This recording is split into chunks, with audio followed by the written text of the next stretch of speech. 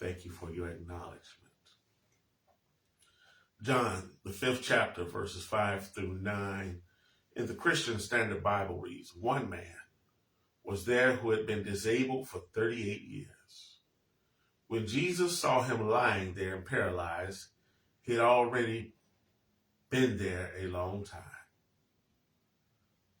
He said to him, "Do you want to get well?" "Sir," the disabled man answered, "I have no one to put me into the pool when the water is stirred. But while I'm coming, someone goes down ahead of me." "Get up," Jesus told him.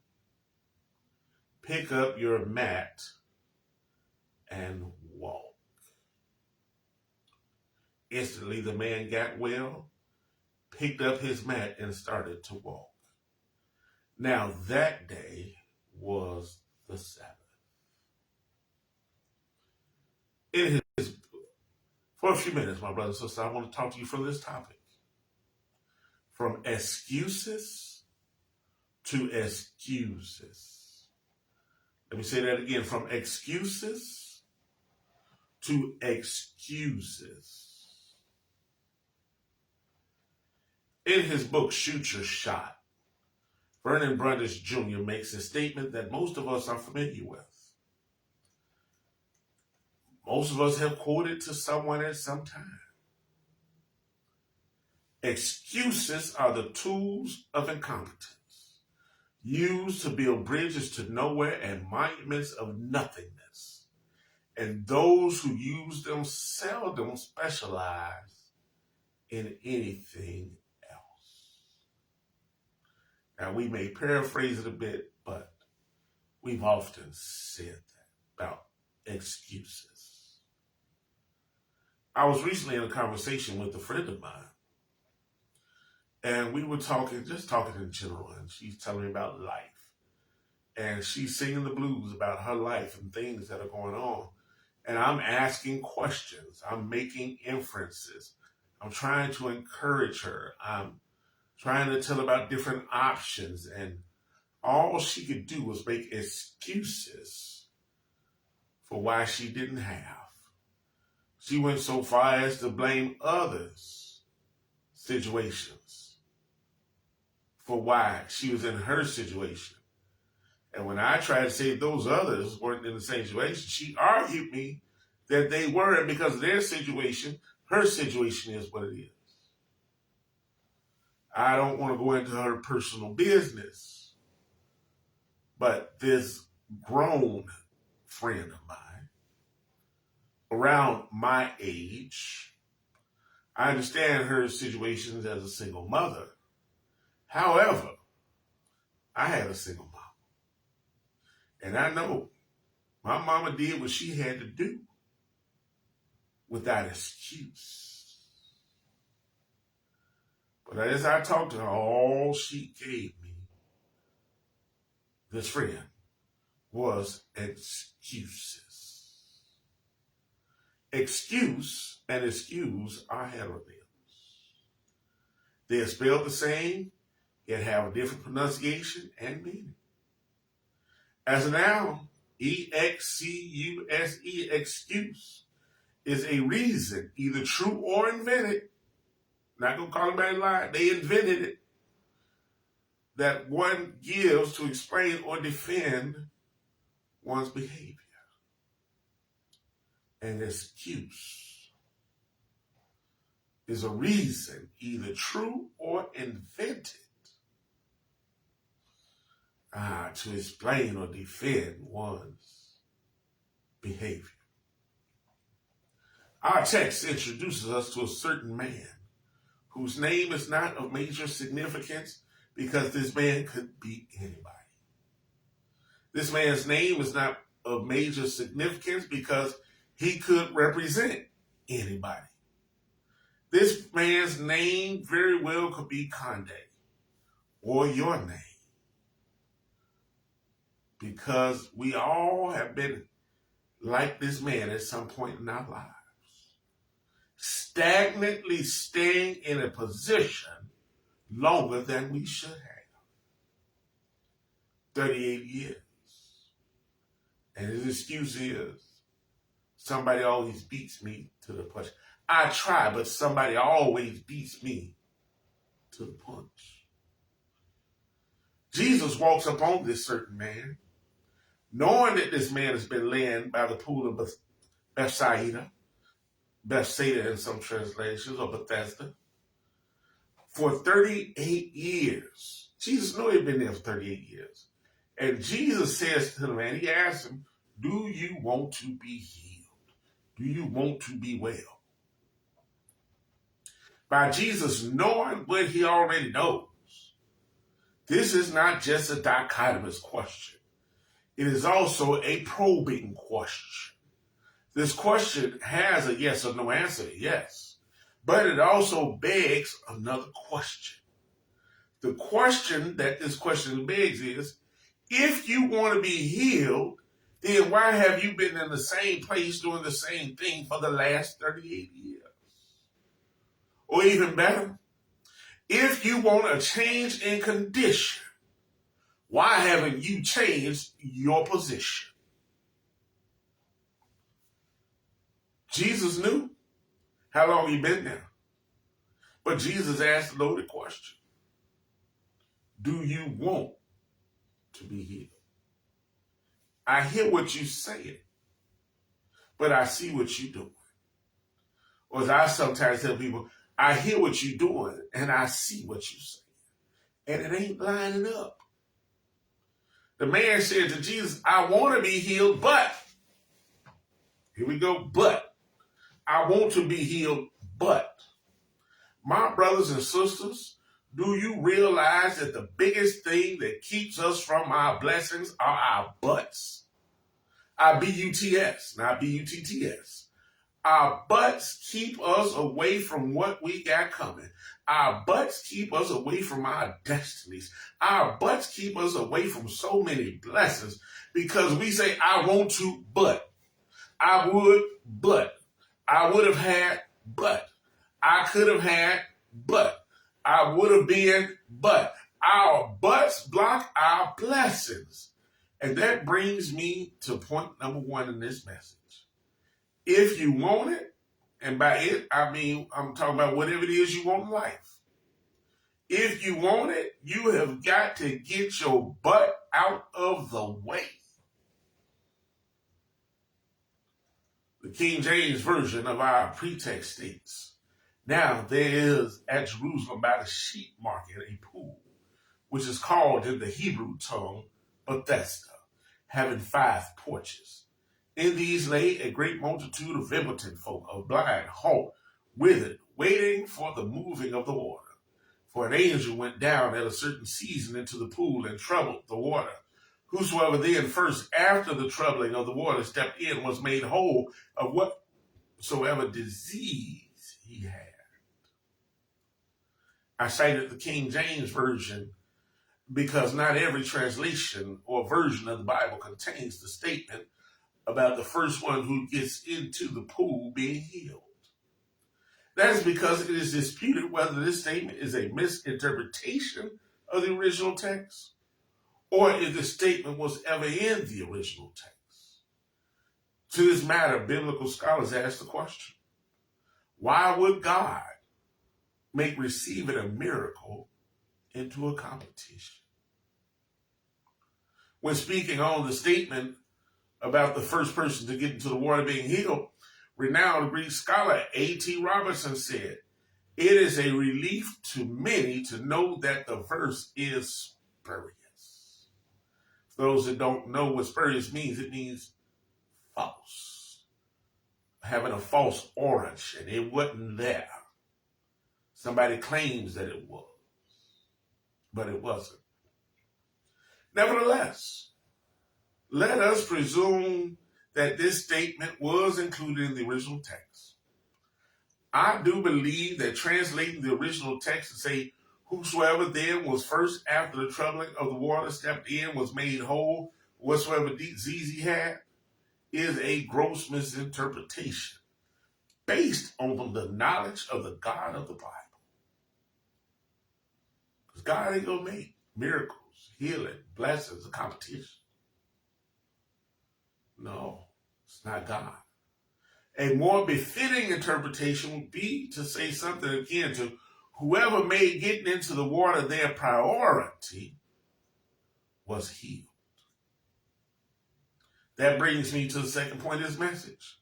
If you want it, whatever it is, getting it has to become priority. Can't be an option. Can't be further down your list. If this is what you want, it has to become priority. So after the man gives Jesus his excuse, Jesus tells the man, take up your bed and walk. The Bible tells us that immediately the man got up, folded up his mat, and went to the temple. Jesus gave no remedy. Jesus gave no assignment. Jesus just gave him a dose of some good old make it happen. He didn't tell him go wash in the pool of Siloam like he did the blind man. He didn't do like the prophet in the Old Testament, tell him go dip in the river 7 times. He said, make it happen. Take up your bed and walk. We can't say the man was healed because the man was talking to Jesus and he trusted what Jesus told him because he knew who Jesus was.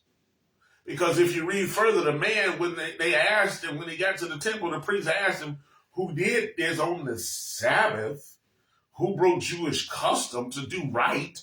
Who broke trend? Who broke custom? Who broke tradition? Who broke the rule to do right for somebody? I ain't going into that. Sometimes you got to break it in order to fix something. You got to get out of step in order to do right sometime. But let me get back to the message. I said I wasn't going to go there, and I ain't. I'm going back to where I was. When they asked the man who did this, the man didn't even know. He said, I don't know. Some man came along, was talking to me, said, take the bed and walk. I got up, wrap my man up, and started walking. Came on to the temple to show, hey, I've been healed, which is what I'm supposed to do. I've been healed. I'm supposed to come to the temple, let everybody see I've been healed. The miracle's been performed. All blessings due to God. All the man knew was somebody told him to make it happen, and he did just that. This goes to show that when we spend too much time looking for remedies, we spend too much time looking for processes, hocus pocus, and all the other smokies. When sometimes all we got to do is make it happen. Third and final point that I have for you today is, if you want it, whatever it is, make it happen. Simple as that, make it happen. When our guy in the text got his butt out the way, made his healing a priority, and made it happen, he went from excuses to excuses. Excuse me. I just got my healing. I'm about to dance my way into the temple. Can you see him pushing past everybody? Excuse me, you're slowing me up. I got a testimony to give. Excuse me, you're in my way. I got places to go, things to do. Excuse me, because he no longer had an excuse for me. There was no longer excuse, but excuse. Excuse and excuse. 2 heteronyms. Spelled the same. Different pronunciation, different meanings.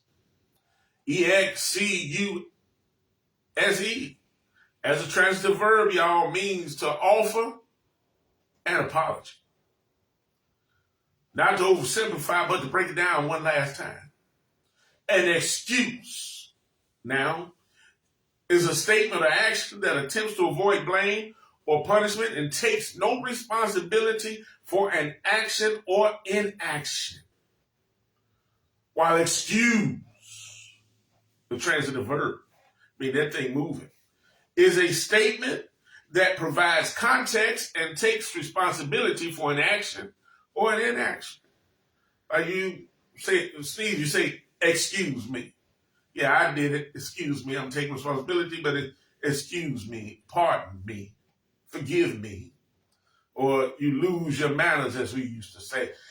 When you say, excuse me, coming into a conversation, a lot of people don't have those good old school manners anymore, know how to say, excuse me, and they just come into a conversation and then will make the excuse, come on, y'all didn't have it happen, I didn't know you were still talking. I've had people do that. They make excuse for their stupidity, for their ignorance, but they won't stand up and be responsible and say, excuse me. My brothers and sisters, when we get our butts out of the way, start making what we want a priority and make it happen, we will go from excuses to excuses. When we do these three things, we'll go from making excuses about not getting anywhere in life to saying, excuse me, if I seem a bit giddy, but every time I turn around, I get another blessing.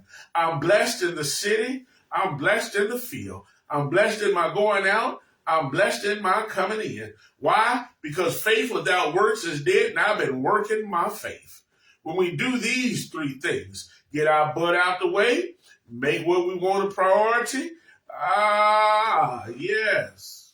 Make it a priority, not an option, but a priority, and make it happen. We go from making excuses about failure to matriculate, to having excuses like, excuse me, you're walking too slow. Get out of the way. I'm trying to get to my child's graduation. I need a good seat. And I ain't got time to talk to you about nothing. Get out my way. Get out my way. God bless you. Excuse me if I seem a little frantic, but I finally got that degree that's going to get me that promotion. Excuse me. I need to warn you that it's finna get real loud in here because my baby graduating Hakuna Matata. And when people ask what happened, tell them, so as a person thinks in their heart, so shall they be. At first I listened to the naysayers, but when I listened to the word that said, greater is he that is within you than he that is within the world, and I changed my thought, I changed how I thought, I changed how I thought about my child and how my child thought about themselves. It had to happen. When we do these three things, we'll go from making excuses about being jobless or job deficient to having excuses such as, excuse me, I don't want to be late for work. Excuse me, I got to go, y'all. I can't stay much longer. It's getting late and I got to work in the morning. Excuse me, I have a board meeting to go to. I know I ain't have a job a while ago, but now I got a board meeting to go to and y'all in my way. I come to tell somebody what the mighty clouds of joy said. If you make one step, he'll make two. There is no secret what God can do. When you do these three things, you go from making excuses for being broke to making excuses to check the financial, excuses to review your investments, excuses to repay your debts to friends and family. But just because you finally learned, just saying money cometh ain't gonna work. I heard Pastor Wright say, money cometh when you get a job and go to worketh. When we do these three things, when we get our butts out of the way, make what we want a priority, and make it happen, we'll go from making excuses about what we don't have to saying, excuse me, I'm not being braggadocious. I'm just showing how good my God has been to me.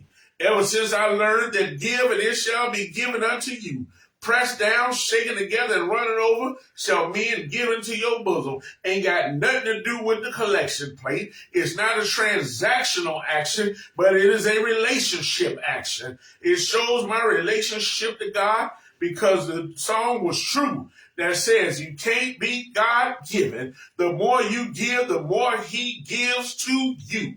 Wow, when we do these three things, we'll go from making excuses about not going to church to telling people, excuse me, I got to get up and go to church in the morning. And excuse me, y'all just talking, let me by. I got to get into the sanctuary. Excuse me, sir or ma'am. I just want to warn you, I'm a living testimony. So it might, if you don't like people moving around next to you, if you don't like loud noise next to you, I'm going to warn you right now, don't get scared, don't run. but I just may do the fool for the Lord because He been so good to me that sometimes I get a case and I can't help it. Oh, I found out the hard way that no good thing will the Lord withhold from them who walk uprightly. When I started walking right, when I made change my priority, when I stopped making excuses for being in the rut that I was in, made my change the priority, when I stopped with these butts and got my butt out where it made change my priority, and I started making it happen. He came into my life, picked me up, turned me around, set my feet on solid ground, and been carrying me all along the way. His right hand guides me and his left hand holds me. I don't know about you this morning, but I was in that situation just like that man. It may not have been 38 years, but I was stagnantly staying somewhere that I should not have been and made excuses for not moving. But when I got my butt out of my own way, I made what I wanted my priority, and then got up and made it happen. God bless you this morning. May the Lord keep loving you and blessing you real good. I love you. God loves you. Ain't a daggum thing you can do about it.